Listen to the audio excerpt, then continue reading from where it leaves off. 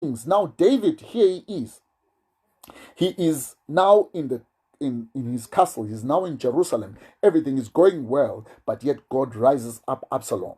And Absalom conspires against him. And the men that were loyal to David, they tell him that Absalom is planning a coup against you. A coup happens where another leader comes and takes over forcibly from another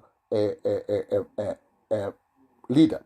So the process that God is dealing with David is like coal, is like gold that goes through the fire to be purified.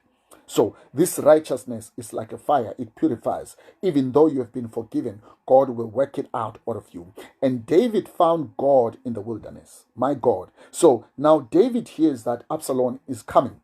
And because David is a strategic man of war, he does not want to cause any bloodshed. So he understands that all he has to do is to take his wife and go. And he will be restored at another time, because he knew that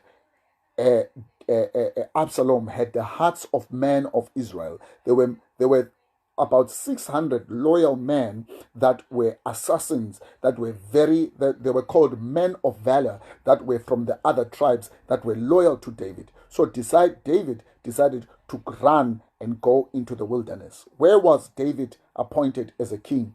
In the wilderness. Where did David lose his kingdom? In the palace. So some of us, when we were in the wilderness, God started a good thing in us. But as soon as we started enjoying the pleasures of the palace, we forgot who God is. Now, God creates a situation where David has to run into the wilderness, because this is where God is found. And he stayed, and David had to run and look and search for God. Some of us are going through that wilderness. When you feel or you see that you are in the wilderness, it means that you might have not done anything wrong precisely at that moment, but there is a sin or a seed of sin. And some of you are going to go through 2022, and these challenges are going to rise up. Instead of you trying to find a shortcut, instead of you trying to find a quick solution, go and retreat as David retreated. Find time, lock yourself into a B&B, go to the mountain, go to the church, lock the door behind you, put the spoon down, put the food down, put every nice things down, and seek the will of God. Sometimes all you have to do is just to say, Lord, search me. Lord, search me. Whatever that is dark within me, Lord, search me. Because if the Lord does not search you and deal with it, oh my God, that seed will rise up. It will look for an opportunity.